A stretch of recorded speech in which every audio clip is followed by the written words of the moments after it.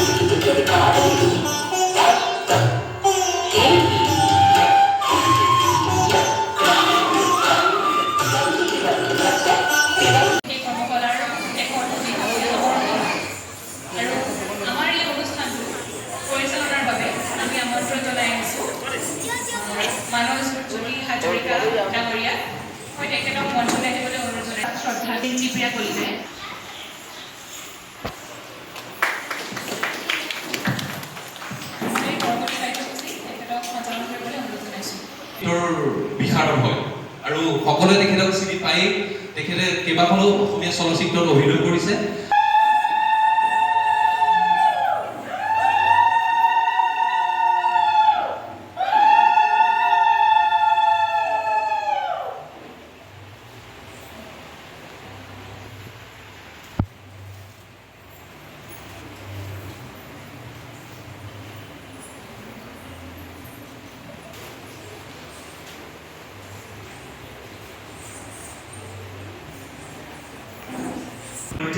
প্ৰতিদিনাখনে তেওঁলোকৰ যিযোৰ ইউনিফৰ্ম আছে ইউনিফৰ্মযোৰ খুব ধুনীয়াকৈ পিন্ধি আহিছে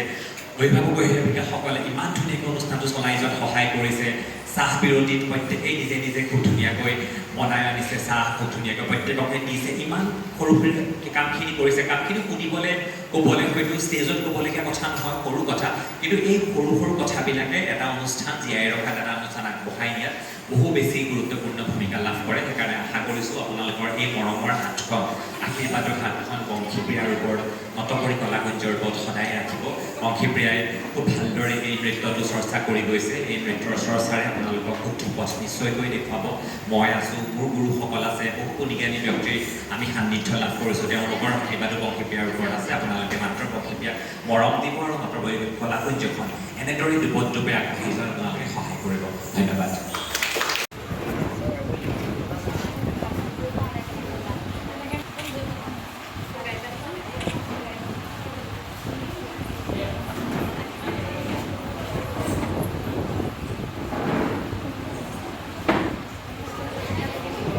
কি হ'ল মই কওঁ এনেকুৱা কথা এদিন জিতাবাই এটা কথা কৈছিলে মই আগতেও কৈছোঁ আজিও কওঁ সেই কৈছোঁ মোৰ মনটো কিবা এটা কাৰণত বেয়া লাগিছিলে মই এটা ষ্টেটাছ লগালোঁ আজিকালি নকৰোঁ মানে শ্বেয়াৰ নকৰোঁ মানুহ দেখুৱাইতো লাভ নাই ভাল লাগিছে বেয়া লাগিছে আৰু ভাল লগাবোৰ দেখুৱাওঁ বেয়া লগাবোৰ নেদেখাওঁ নিজৰ মাজতে সাঁচি ৰাখিবলৈ শিকি প্ৰথমে আপোনাৰ নিজৰ পৰিচয়টো লাগিব আৰু আপোনালোকৰ আজি পদক্ষেপ গ্ৰহণ কৰিছে। হয় নমস্কাৰ মই পংখীপ্ৰিয়া কলিতা আজিৰ পৰা প্ৰায় 10 বছৰ আগতে মোৰ এটা সপোন আচলতে সফল হৈছিলে সেয়া হৈছে মোৰ নৃত্য বিদ্যালয় নটবৰী কলাকুঞ্জ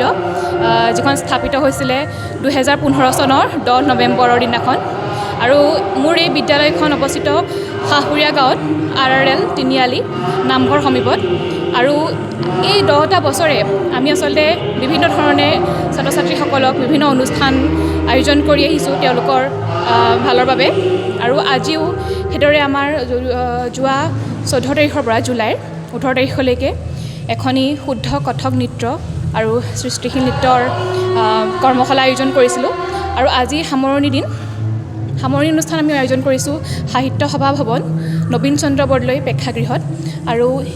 এই প্ৰশিক্ষণ প্ৰদান কৰিছিলে মোৰ গুৰু পিংকুপ্ৰিয়ম বৰদলৈ ছাৰে তেখেতেই ধুনীয়াকৈ ছাত্ৰ ছাত্ৰীসকলক নৃত্য শিক্ষা প্ৰদান কৰিছে শুদ্ধ কথক নৃত্য যিহেতু তেওঁলোকে কথক নৃত্যৰ লগত জড়িত নহয় তথাপিও প্ৰায় 20 গৰাকী ছাত্ৰ ছাত্ৰীয়ে এই অনুষ্ঠানত অংশগ্ৰহণ কৰিছে আৰু সুন্দৰকৈ নৃত্য শিক্ষা লাভ কৰি আজি অনুষ্ঠান পৰিৱেশন কৰিছে মই সঁচাকৈ সুখী সেই ক্ষেত্ৰত আৰু আজি এই অনুষ্ঠানৰ বন্তি প্ৰজ্বলন কৰে মোৰ মৰমৰ বা জিতা বৰুৱা কৃষ্ণ একাডেমীৰ পৰিচালক তেখেত আছিলে আৰু এতিয়া আমাৰ এই অনুষ্ঠান চলি আছে আৰু মই সকলোকে ধন্যবাদ জ্ঞাপন কৰিছোঁ আৰু সংবাদ মাধ্যমকো আপোনালোকক অশেষ ধন্যবাদ আপোনালোকে ইয়ালৈ আহিছে আমাৰ এই অনুষ্ঠানটো আপোনালোকে উপভোগ কৰিছে লগতে প্ৰচাৰ কৰিছে সেইবাবে আপোনালোককো অশেষ ধন্যবাদ হয় হয় এতিয়া অনুষ্ঠান যিহেতু চলি আছে আৰু অনুষ্ঠানৰ শেষত আমি প্ৰত্যেককে এখনি মানপত্ৰ প্ৰদান কৰিম আৰু তেওঁলোকে যাতে এই অনুষ্ঠানটো আচলতে 5 দিনত আচলতে কিবা এটা শিক্ষা সম্পূৰ্ণ কৰিব নোৱাৰি আচলতে এটা আভাসহে পায় কৰ্মশালাৰ যোগেদি সেইকাৰণে কৰ্মশালাবিলাক আয়োজন কৰিলে অনুষ্ঠিত কৰিলে অংশগ্ৰহণ কৰিব লাগে আৰু এই কৰ্মশালাবিলাকত যেতিয়া ল'ৰা ছোৱালীখিনি শিকে তেতিয়া মানে অনুপ্ৰেৰণা পায় ভৱিষ্যতে তেওঁলোকে শিক্ষা গ্ৰহণ কৰিব পাৰে আৰু সেইবাবে আচলতে আমি এনেকুৱা অনুষ্ঠানবিলাক আয়োজন কৰোঁ আৰু ছাত্ৰ ছাত্ৰীসকলো বহুত লাভান্বিত হয় এই ক্ষেত্ৰত ভৱিষ্যতে আচলতে মই এটাই ভাবোঁ যে মোৰ অঞ্চলত মই য'ত থাকোঁ সেই অঞ্চলৰ ছাত্ৰ ছাত্ৰীসকলক মই এনেকৈ বাহিৰলৈ উলিয়াই আনিব বিচাৰোঁ তেওঁলোকেও যাতে এগৰাকী সুন্দৰ নৃত্যশিল্পী হওক সমাজৰ কাৰণে বিভিন্ন কাম কৰি যাওক সুনাগৰিক হওক মই আচলতে সেইটোৱেই আশা কৰোঁ হয় সাংস্কৃতিক নগৰী যোৰহাটত সাংস্কৃতিকভাৱে আগবঢ়াই নিয়াৰ ক্ষেত্ৰত নটবৰী কলাকুঞ্জক আমি শলাগ ল'ব লাগিব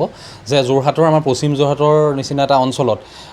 কণ ছাত্ৰ ছাত্ৰীসকলক লৈ আমাৰ নটবৰী কলাকুঞ্জৰ অধ্যক্ষাই যি পদক্ষেপ লৈছে আৰু তাৰে আজি সামৰণি অনুষ্ঠান আমাৰ সাহিত্য সভা ভৱনত আপোনালোকে দেখিছেই সুচাৰুৰূপে হেৰি কৰিছে তাৰ বাবে আমি তেখেতক আমি ধন্যবাদ জ্ঞাপন কৰিছোঁ আমাৰ তেওঁলোককে দেখি আমাৰ বাকী কণ মইনাসকলে এই মানে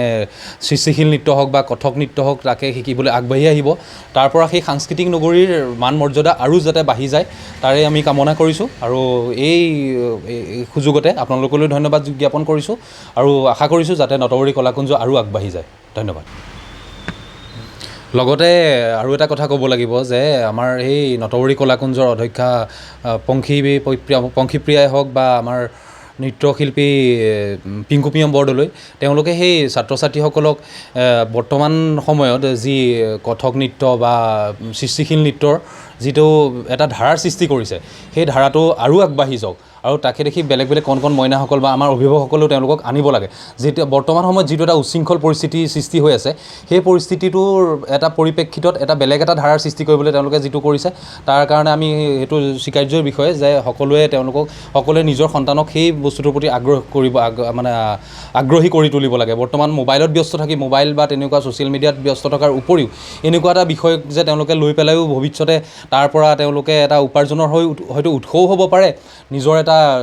পৰিচয়ো হ'ব পাৰে। গতিকে মই আশা কৰোঁ যে সকলো অভিভাৱকে এই বিষয়ত গুৰুত্ব দিয়াটো বাঞ্ছনীয়।